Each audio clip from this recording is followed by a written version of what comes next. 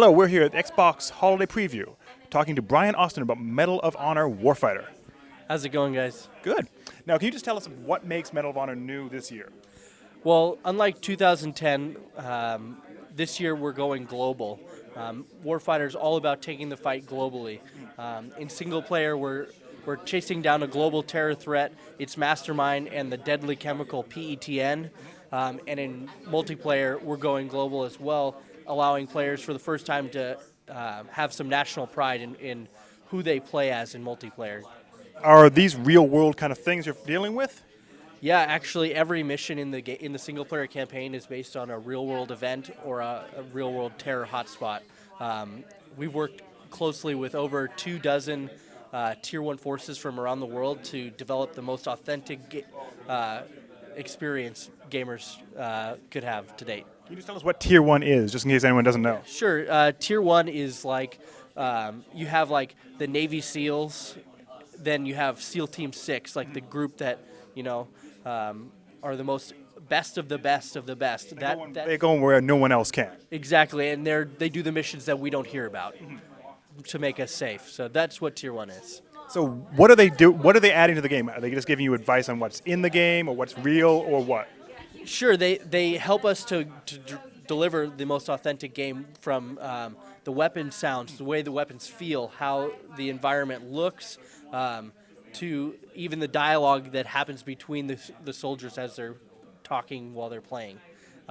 It's actually really cool to see all their feedback. I mean, they even had a hand in a lot of the mocap of the game. So you see like the custom reloads. That's stuff that Tier 1 guys do, but the regular average day guy doesn't reload his gun like that. So it's actually really cool. And can you tell us a little bit of the multiplayer of this game? Because I know the multiplayer was done by DICE last time. What's it going on this time? So this time we're doing everything in-house at Danger Close in LA, giving us the ability to really craft the game that we wanted to make.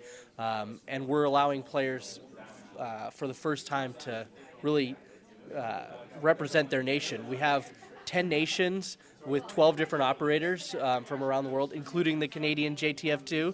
And with 6 different classes that all play completely unique, which is a first for the series, giving them special class abilities for each class. This is definitely the most deep and incredibly awesome multiplayer from the Medal of Honor series. Will each nation get different people, or is it every nation gets the same basic people? So we have 6 different classes: the sniper, the assaulter, the point man, the spec ops, the heavy gunner, the demolition, and they all play completely different, but each of those 12 different Tier 1 units have the same classes, but they have unique looks, unique weapons, weapons parts and stuff like that, and totally speak different languages. So it's not just a skin on each person. It actually is different. Yeah, each player looks differently and uses different weapons.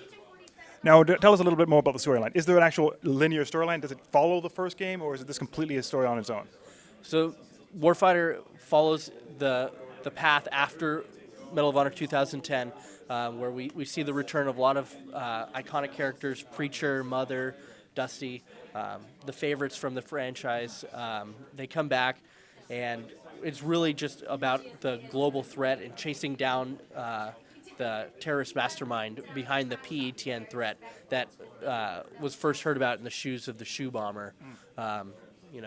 It's pretty nasty chemical that is really a danger to the world that a lot of people don't know about.